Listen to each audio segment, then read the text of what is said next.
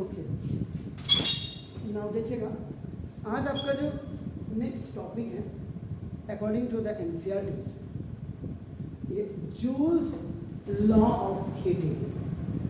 Joules law of heating,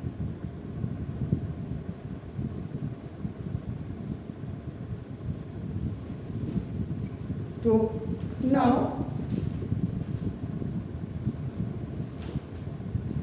Joule's law of heating is due to electric current. ये electric current के कारण होता है आपका ना देखो, और स्टेट्स जो आपको बताता है that the heat developed in a conductor is first। पहला आपका देखिए ना, directly proportional to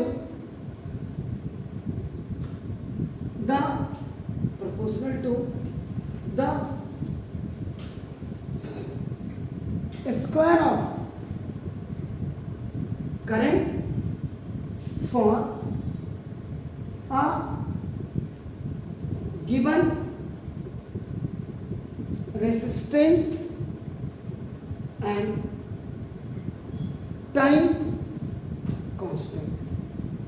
this is a time constant, और ये that is a, तो क्या बोला है, heat developed in a conductor is directly proportional to, heat is directly proportional to the square of the current।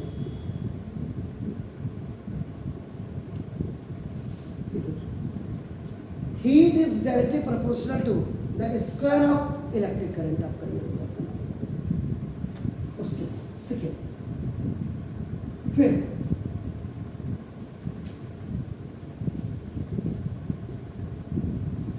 directly proportional to the resistance, directly proportional to the resistance of the conductor। किसी भी conductor का जो resistance होगा उसका directly proportional होगा आपका मतलब keeping current and time constant. Keeping current and time constant, जिसमें कि आपका नाम करंट और टाइम आपका कांस्टेंट रखा जा रहा हो, इसका मतलब डायरेक्टली प्रोपोर्शनल टू द, आप इसमें जैसे स्क्वायर ऑफ करंट आपका था, ऐसे आपका H is directly proportional to R।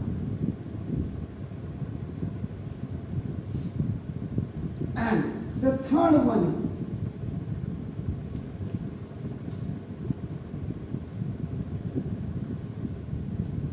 directly proportional to the time to flow।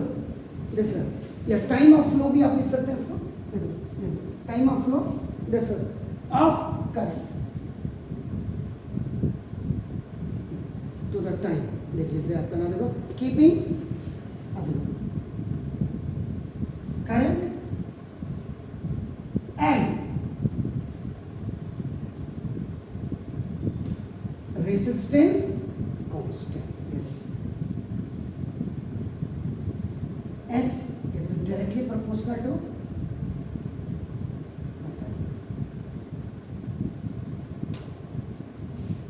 ये है आपका नाम जूल्स लॉ ऑफ हीटिंग। अब इससे जो आपका निकल करके जो बात आती है, देखो आपका कंक्लूजन।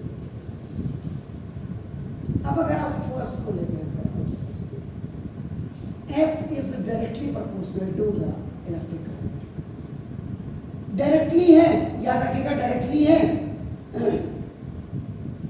इसका मतलब इफ I इज ट्वाइस, अगर इलेक्ट्रिक करंट को आप ट्वाइस का मतलब डबल करते हैं, देन हीट इज 4 टाइम्स।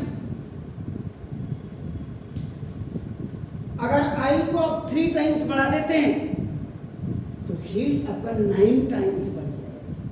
देखिए, और दूसरी चीज second, I is half. If I am, then heat is 1/4 हो जाएगा। अब देखिए इस वाले में देखिए I इज इक्वल टू आपने 2 किया तो देखो H इज इक्वल टू आपका I स्क्वायर हो गया, तो आपका देखो H इज इक्वल टू 2 का स्क्वायर, तो H इज इक्वल आपका देखो 4 जूल आपका देखो ऐसे। तो ये आपके क्लियर हो गया आपका दोनों। दूसरा देखो H is directly proportional to R हो गया। सेकेंड यहाँ पे इसका मतलब F resistance is double, heat is double. R is equal to आपने 2 किया, H is equal to R हो गया, तो H is equal to 2 का ये जूल हो गया और ये क्या हीट है, हीट एनर्जी का। इधर थर्ड देखेगा देखो जैसे H is directly proportional to the time। अगर आप फर्स्ट इसमें मैंने वो नहीं लिखा, आप लिख सकते हैं देखो if resistance is half then आपका देखो heat is half।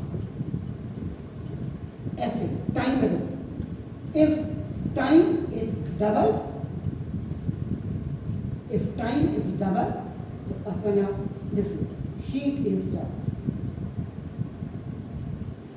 बिल्कुल ऐसे T इज इक्वल टू आप 2 कर दो तो H इज इक्वल टू आपका T है आपका H इज इक्वल टू आपका 2 ऐसे आपका देखो नाउ इफ टाइम इज आपका now half so heat is also half. कुल मिलाकर के सीधी सी बात है, अगर आप heating Joule's law of heating कहते हैं तो इसमें 3 चीजें S is directly proportional to the squares of the electric current, S is directly proportional to the resistance, and S is directly proportional to time. Means आप इन तीनों में से electric current को बढ़ाते हैं, if you are increasing electric current, heat will be increased.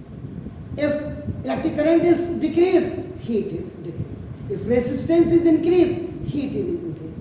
If resistance is decreased, heat is decreased. If time is increased, heat is increased. If time is decreased, heat is decreased. Is it clear? So yeah, these are the rules of heating. Please